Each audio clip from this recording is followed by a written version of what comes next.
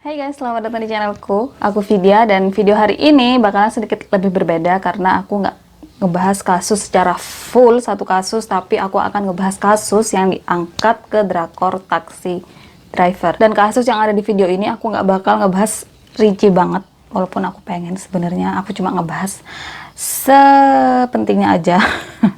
Aku cuma ngebahas poin-poinnya aja untuk video hari ini. Dan kita akan langsung aja ke kasus yang pertama yang diangkat ke drakor Taxi Driver.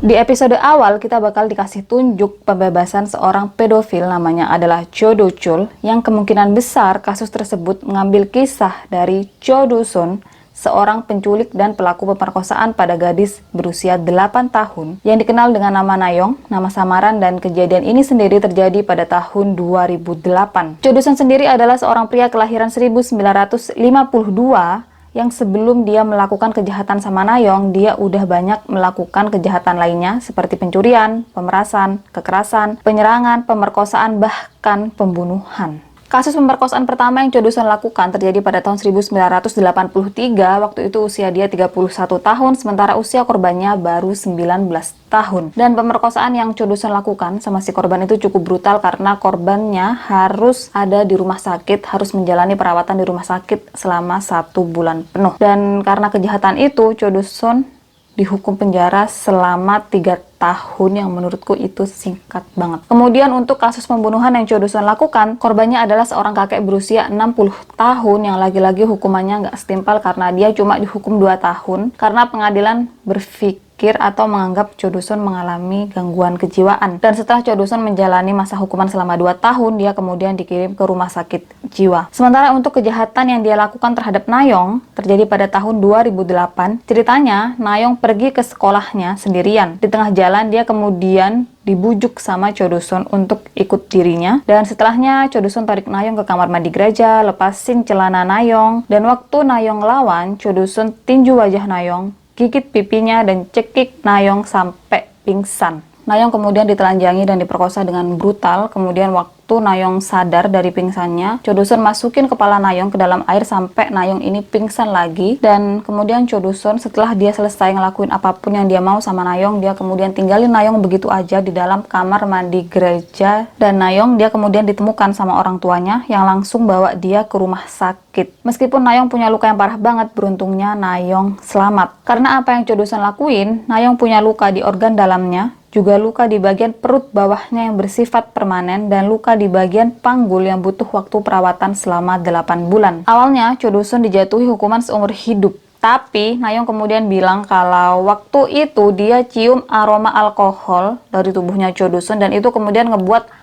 hakim berpikir atau memutuskan kalau pada saat itu Cho Do-sun ngelakuin apa yang nggak seharusnya sama Nayong dalam keadaan nggak sadar karena pengaruh alkohol. Dan hal itu kemudian ngebuat Cho Do-sun cuma dihukum selama 12 tahun. Publik tentu aja marah, tapi ya mau gimana lagi, keputusannya udah begitu. Dan Cho Do-sun sendiri kemudian bebas pada Desember 2020. Dan kisahnya Nayong sama Cho Do-sun ini diangkat ke film yang judulnya Hope.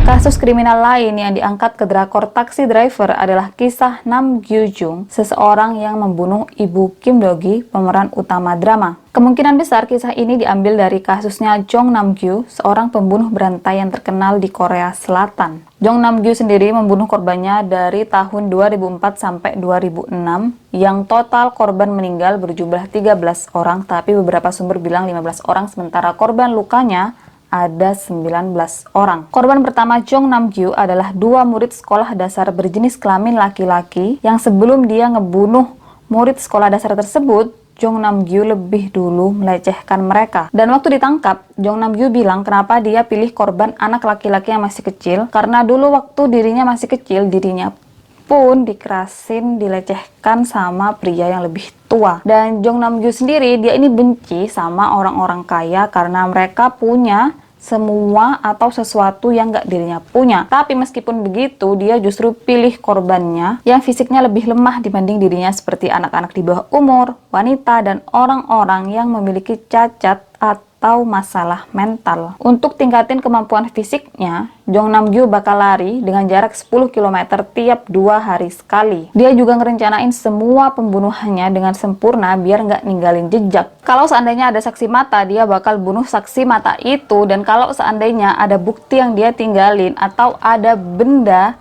di tempat dia ngebunuh korbannya dan kemudian ada sesuatu yang bakal ngarahin benda itu ke dirinya, dia bakal bakar benda itu. Dan si Jong Nam-gyu ini, korbannya dia itu kan banyak, jadi udah bisa dibilang kalau dia itu udah kayak serial killer gitu loh. Tapi pinternya dia, jadi kayak polisi biar nggak bisa ngelacak kalau pembunuhan yang ini dan yang ini pelakunya itu orang yang sama. Dia setiap melakukan pembunuhan bakal ganti alat yang dia pakai untuk membunuh korban-korbannya. Jadi si korban ini pakai pisau, si korban ini pakai palu, si korban ini pakai petungan. Jadi kak polisi bakal ngira kalau pembunuhan yang terjadi bukan dilakukan oleh orang yang sama. Selama persidangan, Jong Nam-gyu bilang kalau dia sama sekali nggak menyesal dengan apa yang udah dia lakukan sama korban-korbannya. Justru dia bangga dengan apa yang udah dia lakukan sama korban-korbannya. Jong Nam-gyu kemudian dijatuhi hukuman mati pada tahun 2007, tapi di tahun 2009 dia putusin untuk bunuh diri dengan cara gantung diri.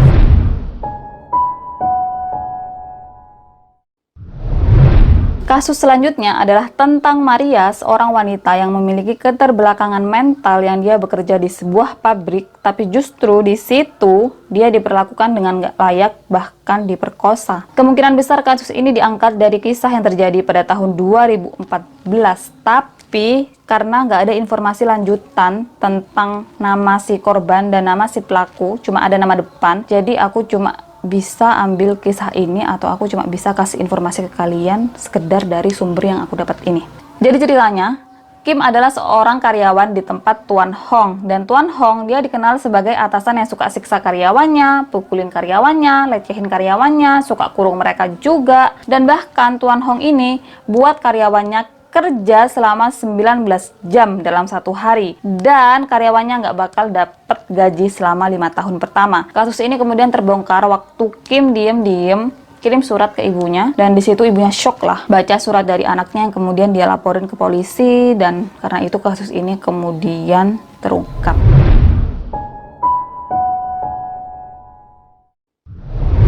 Kasus selanjutnya adalah tentang Park Yang Jin, seorang pemimpin sebuah perusahaan yang berlaku semena-mena ke bawahannya, permaluin mereka di depan umum, bahkan pukulin mantan karyawannya sampai parah karena si mantan karyawan ini nulis komentar yang gak dia sukain. Kemungkinan besar kasus ini diambil dari kisah nyata Yang Jin Ho, CEO perusahaan Widis dan pengembang robot K-teknologi yang kemudian juga diketahui sebagai eksekutif jaringan pornografi secara online. Yang Jin Ho, dia dikenal sebagai atasan yang suka menganiaya, memukul, menghina karyawannya, juga dia suka paksa karyawannya untuk minum alkohol dalam jumlah banyak. Yang Jin Ho juga dikenal sebagai atasan yang suka memerintah dan memaksa karyawannya untuk melakukan tindakan aneh dan kejam sama hewan. Jadi karyawannya dia suruh untuk ngelempar busur, panah ke hewan-hewan, terutama ayam, dan kalau dia udah puas nyiksa hewan-hewan itu, dia kemudian bakal suruh karyawannya untuk penggal kepala hewan-hewan itu. Kemudian didramakan ada bagian karyawan-karyawan yang kerja di tempat dia, rambutnya dicat warna hijau, merah, kuning. Nah ternyata di kenyataannya Yang Jin Ho emang suka perintahin karyawan-karyawannya untuk warnain rambut mereka persis seperti yang ada di drakor. Video tentang perlakuan semena-mena Yang Jin Ho sama karyawannya kemudian tersebar di medsos dan viral pada tahun 2018.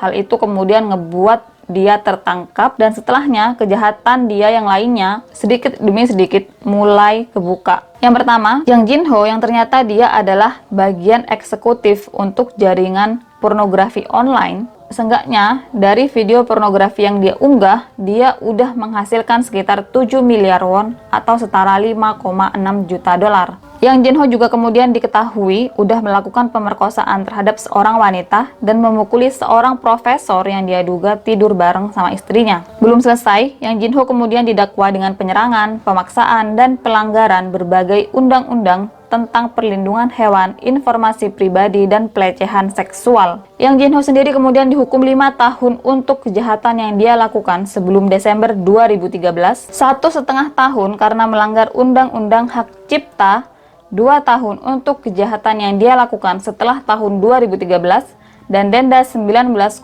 juta won untuk pembelian, penjualan, dan konsumsi marijuana. Itu masih belum cukup karena dia masih harus menjalani peradilan untuk distribusi pornografi, penggelapan uang perusahaan sebesar 16,7 miliar won, dan kegiatan ilegal karena memantau pesan teks pribadi karyawannya dengan spyware yang terpasang di ponsel karyawan-karyawannya. Jadi gitu tentang drakor Taxi Driver ini.